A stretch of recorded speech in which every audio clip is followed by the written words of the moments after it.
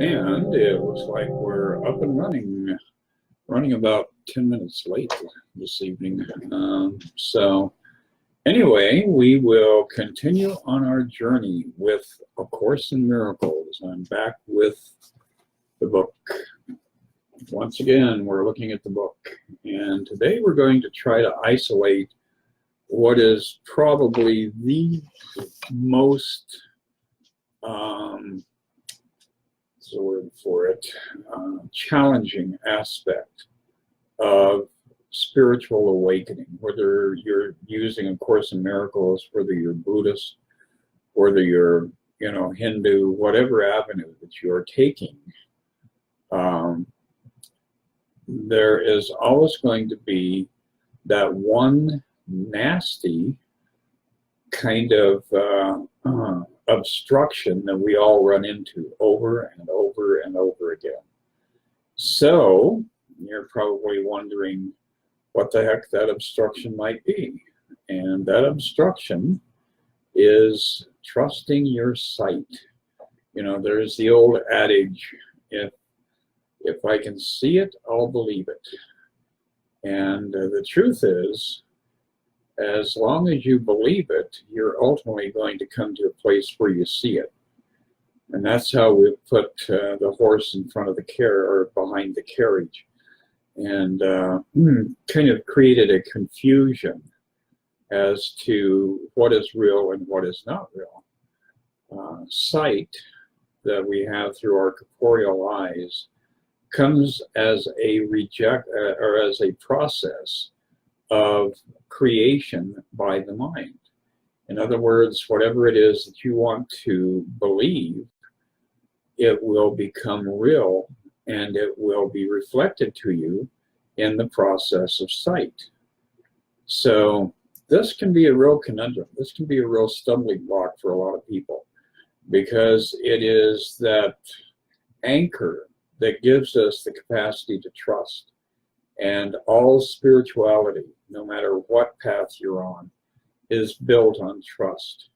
If you're thinking that this material world is going to give you all of the information that you need to awaken, then you're sadly mistaken.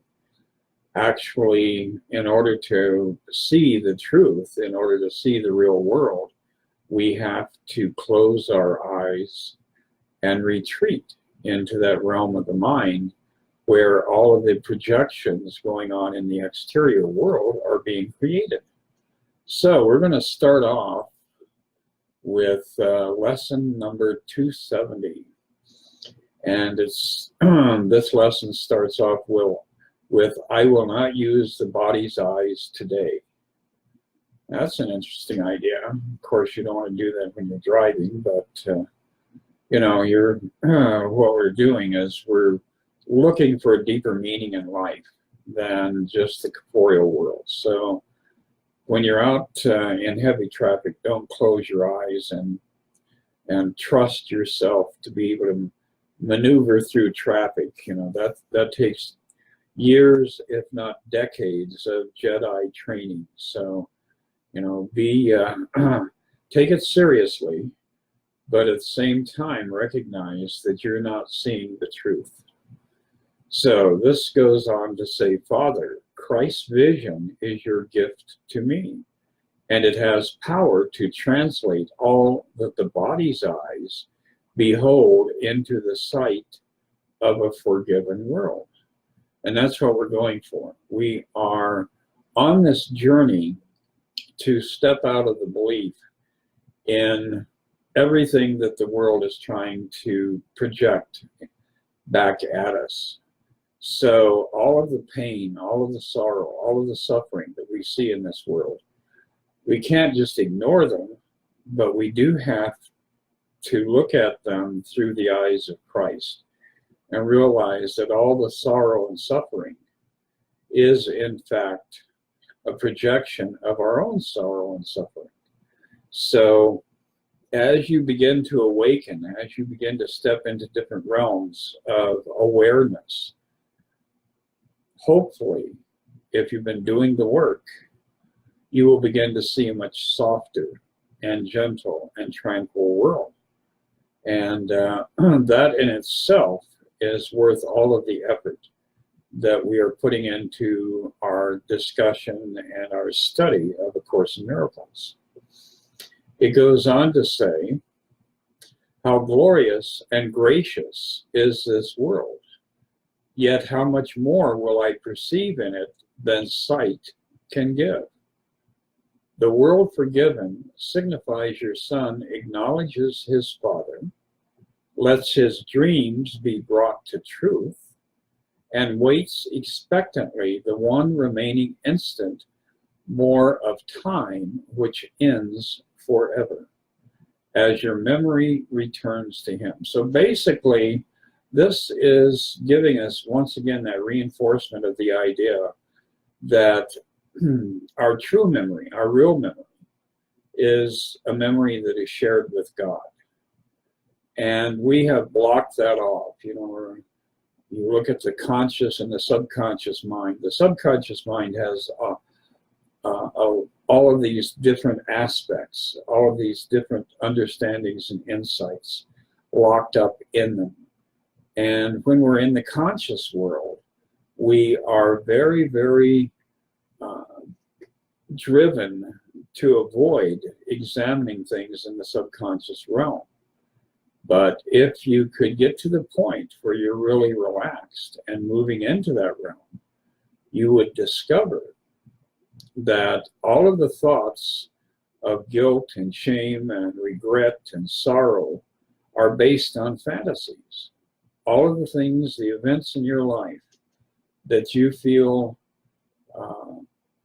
were circumstances that you created that you should be punished for, those things are part of a dream. It's like going from one dream world to another. You go to sleep at night, you're dreaming about being chased by buffalo and you know, in deep peril with those thundering hooves right on your butt. And the truth is, when you wake up, you realize, oh, there are no buffalo in the bedroom here with me. So that all must have been a fantasy. I can dismiss it. I can let go of it and drop it and move on. Well, this entire world that we're living in what is it, the 25th of July, 2018, this whole confabulation is nothing more than a dream. And our true self is lying asleep in the depths of God, embraced, enfolded, and forever perfect and serene. So it really is a thing where once we begin to realize what awakening or enlightenment actually offers to us, we will really start to amp up our pursuit of that level of understanding. So it says, and now his will is one with yours. So this means that your will, which, you know, the little ego is cranking up, is about 99.9% in conflict with God's will. Because God's will for you is absolute serenity, absolute peace, absolute love, absolute harmony, and especially absolute supply. And it's kind of like that projection of Star Trek, where in the 22nd, 23rd century, nobody really works for a salary. Everybody has living resources, a stipend to live on. And people pursue all their different career directions out of a interest and love, a passion for that particular pursuit. And that is kind of an ideal vision of what Earth life should become. Unfortunately, I don't really anticipate that happening for quite a while. But nonetheless, the world that we inhabit, the world that we live in, is such a crippled mess compared to the real world that we are ready to awaken to. And that's what the journey is all about. It says his function, meaning God's, is now is but your own, and every thought except your own is gone. So our true thoughts are thoughts we have with God. Our erroneous thinking is the brain chatter that the ego is constantly engaged in. So, you know, one of the best examples of that is arriving at a point where you've got that song playing in your head and you can't get it to stop. And it just goes on and on and on. And finally, all of a sudden, it disappears. And you may not notice it for a couple of hours. But, you know, it's those kinds of idiotic things that happens with our own mind, or what we imagine to be our own mind. Our true mind is one with God's mind. It is a part of God's mind. So when you're listening to the psychobabble, you're listening to something that, again, is a part of the dream. It is an illusion. It has no validity. But the trick is to be able to calm the beast, to be able to put it to rest, as it were. That the quiet of today will bless our hearts, and through them peace will come to everyone. Christ is our eyes today, and through his sight we offer healing to the world through him, the Holy Son, whom God created whole, the Holy Son, whom God created one. And again, this goes back to that recognition that there are not a bunch of us in this world. There is only one of us, because God creates in totality. And so everybody that we imagine to be separate and apart from us merely appears that way because we have identified ourselves with a physical body. And as soon as we start to buy into that identity of being separate and apart from everybody else, then we begin to see the important parts of our lives begin to unravel. The idea of listening through the ears of Christ and seeing through the eyes of Christ and touching through the eyes of Christ, the hand of Christ, all of those things are the escape route that we can access to begin to awaken. So if you will indulge in a little bit of prayerful activity throughout the day, and ask Christ or Jesus to give you sight, to give you sound, to give you understanding, to be able to see the world through his eyes, that is a major, major process of an accelerated growth, an accelerated journey out of the dream. You know, a few years back, a kid by the name of Brendan Heath had a song that he put out called "Give Me Your Eyes." And basically, that's what he was talking about, that whole concept of stopping the ego's judgments, stepping back and accessing the Christ within you, and starting to see the world through the eyes that Jesus saw the world through. And all of a sudden you begin to realize that all the people around you that you were ignoring, or that you were avoiding, or that you were condemning, have a whole different function in your life.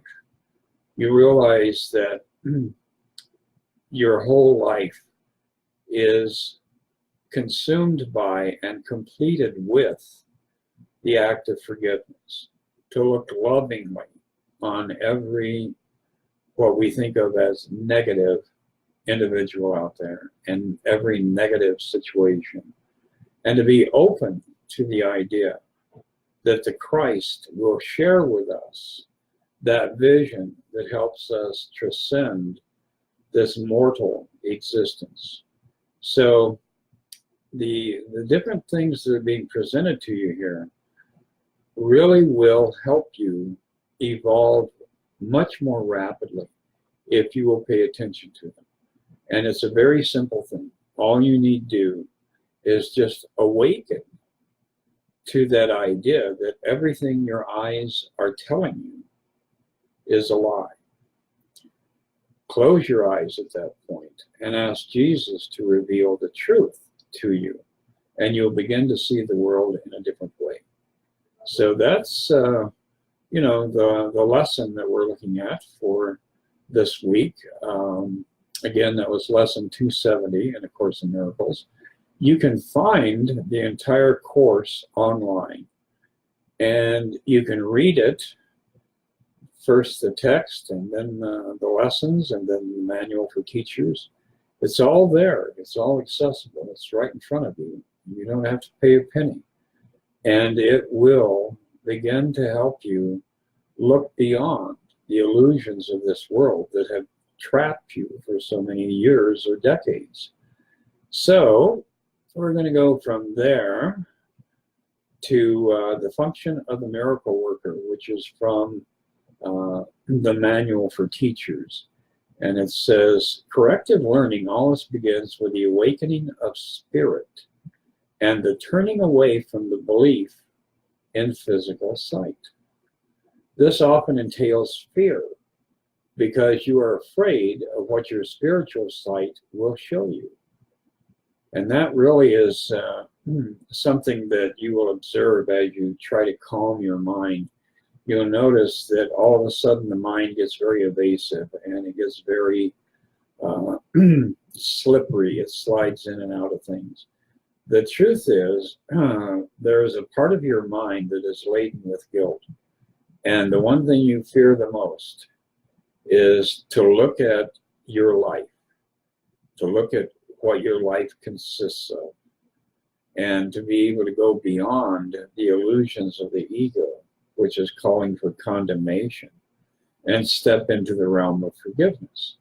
So again, we're dealing with that concept of sight versus vision. And as we step away from sight and into vision, we begin to see ourselves with a more compassionate and loving nature. I said before that the Holy Spirit cannot see error and is capable only of looking beyond it to the defense of the atonement. The defense of the atonement. Interesting idea. Why would you have to defend the atonement? Well, because basically 95% of humanity is terrified of that contact point, of that union with God, of awakening to our true nature, our true self. That's the one thing that makes it so completely a process of avoidance, is our fear that all of the things that we believe that we have done will catch up with us. There is no doubt that this may produce discomfort, yet the discomfort is not the final outcome of the perception. When the Holy Spirit is permitted to look upon the defilement of the altar, in other words, you are the altar of God, he also looks immediately toward the atonement. So he also immediately looks at you as a part of God. You are God in reflection. There is no God and. You are seamlessly and eternally connected to the divine, and you reside in perfection. You just had a really scary dream. Nothing he perceives can induce fear. So the Holy Spirit is only going to show you the truth. And the truth is not to be feared, because all the things you fear that the ego is clinging to are illusions. And again, this is a condition that has a certain element of necessity that you recognize. Because in order for you to be able to perceive yourself as one with God, you have to be able to look at everybody around you without condemnation. No judgment, no approaching people from that level of, am with God and they're not. See, you've got to be able to wipe the slate clean for yourself and for everybody you encounter. And sometimes that can be challenging in and to itself.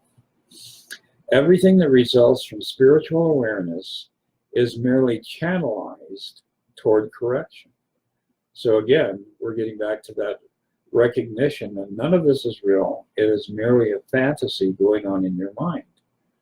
And once you begin to acknowledge that and accept it, then the Holy Spirit will correct your mind and reveal the truth to you about who you actually are.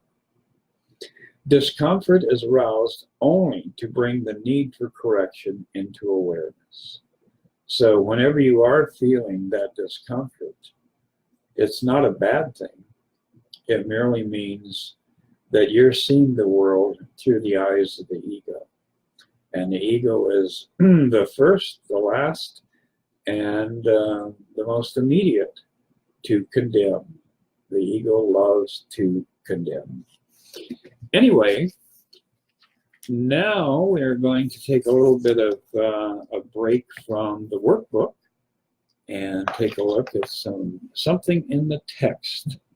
And if you'll recall, last week we were looking at the lessons of love.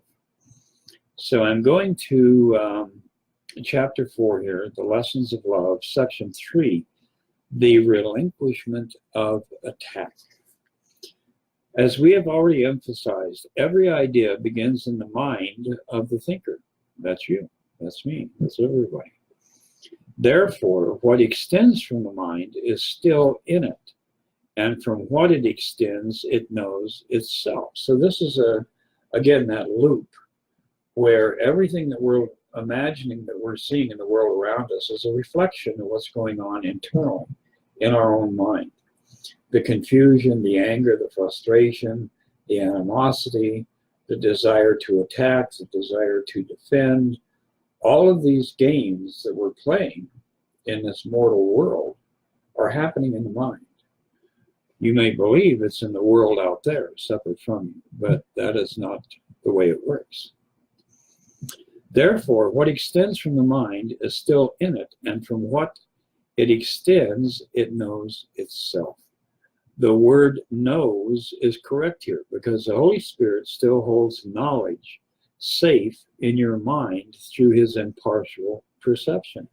This is interesting in that it gives us the understanding that once again, there is not the Holy Spirit out there somewhere or the Christ out there somewhere, but all of these different aspects of consciousness are residing within you. So the Holy Spirit is a part of you. The Christ is who you actually are, God's perfect creation.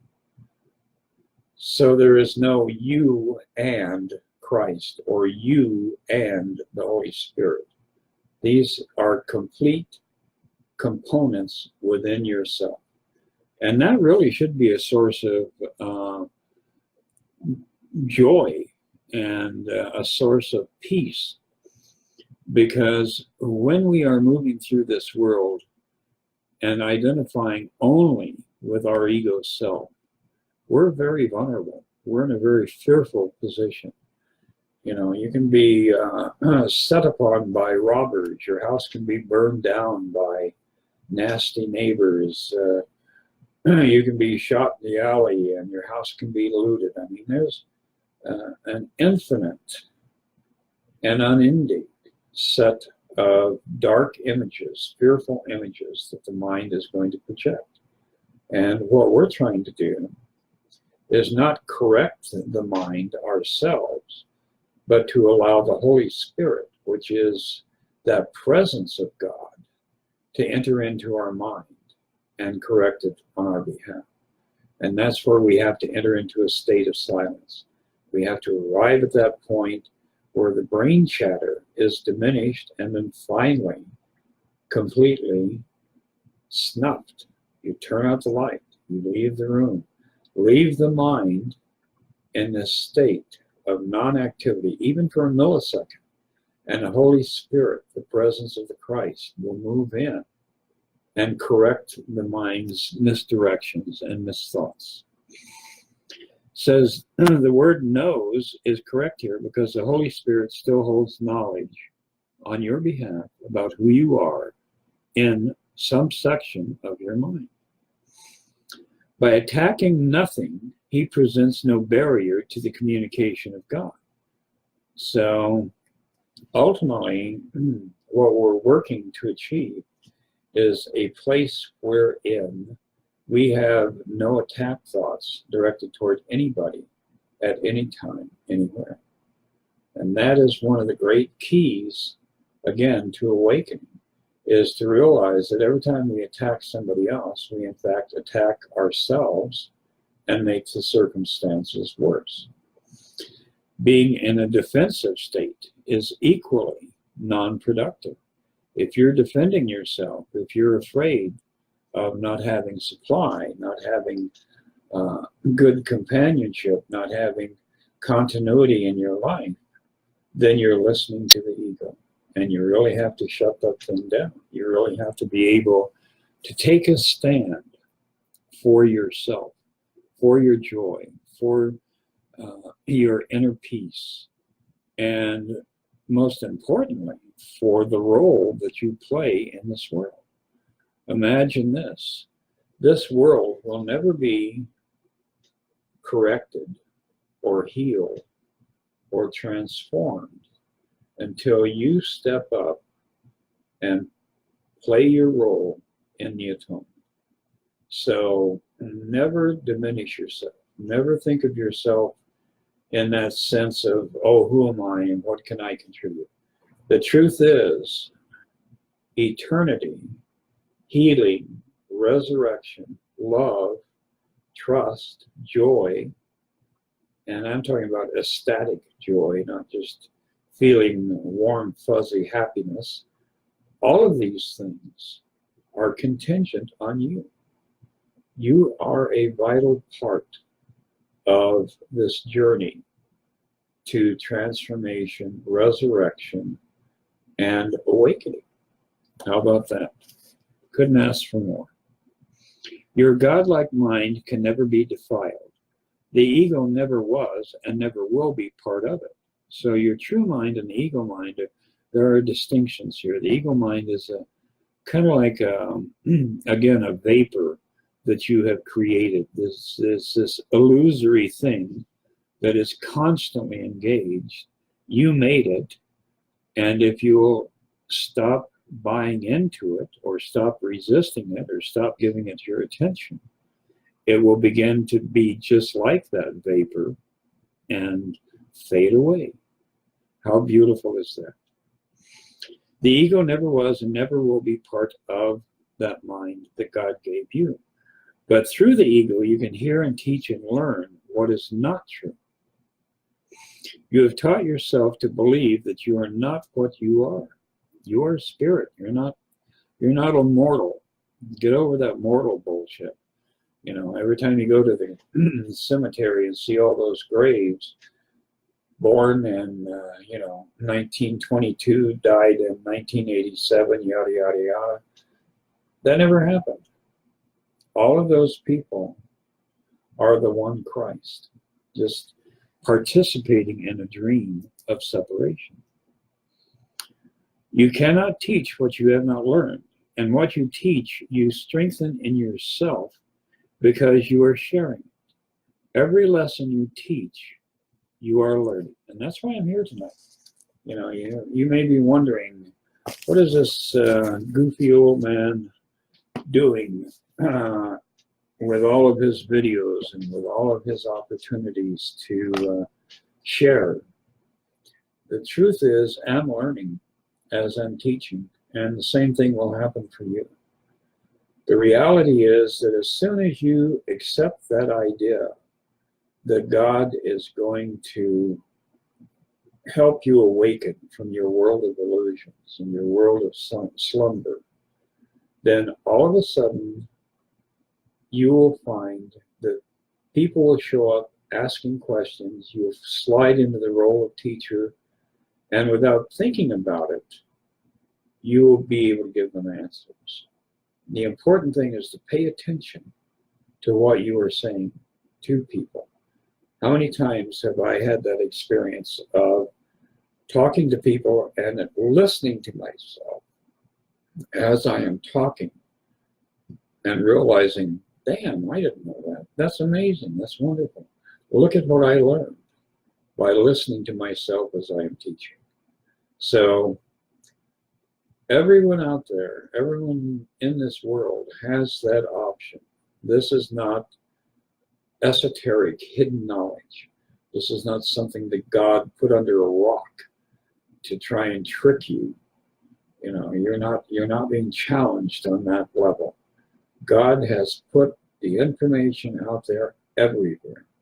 You cannot escape seeing the truth, but you have to be awake, at least a tiny bit awake, so that you can understand the truth when you encounter it. So in 7 days, we will have another chat and learn some more truth from that higher force. But in the interim, you can go to www.themiraclewithin.org. It's all one word. And you'll find my website and a lot of information on A Course in Miracles. In the interim, have a fabulous week. We have a big full moon coming up tomorrow. Should be quite brilliant. The planet Mars is having a little bit of a dance with the full moon. So go out and look up in the heavens. You know, all you have to do is just stand out there on your back porch and enjoy this magnificent process that is unfolding all around you, this process of creation. And know that every phenomenon that you encounter is, in fact, a process of love unfolding. So whether you're looking at a moon, or whether you're looking at a star, or whether you're looking at the planet Mars, everything that exists in this world has a foundation in love. Learn how to see that. And so we'll reconvene in 7 days. Get out there, share the love, pass the love around, and we'll be speaking with you soon.